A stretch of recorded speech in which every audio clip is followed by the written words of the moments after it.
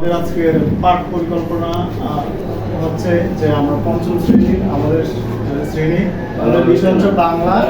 পাঠের শিরোনাম হচ্ছে অপেক্ষা।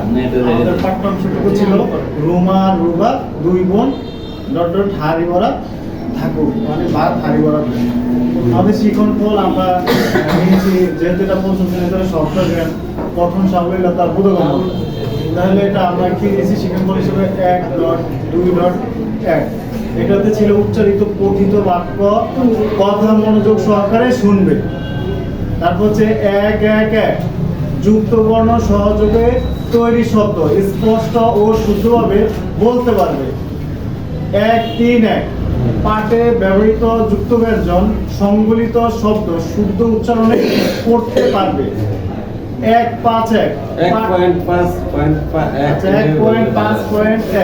পাঠে ব্যবহৃত শব্দ দিয়ে নতুন নতুন বাক্য লিখতে পারবে। আমরা যে পাঠটা নিয়েছিলাম লিখতে পারবে। তারপর হচ্ছে শিখন শেখানো কার্যাবলীর মধ্যে রয়েছে যেমন আমরা প্রথমে কি করব, কুশল বিনিময় ও পূর্বজ্ঞান যাচাই করব।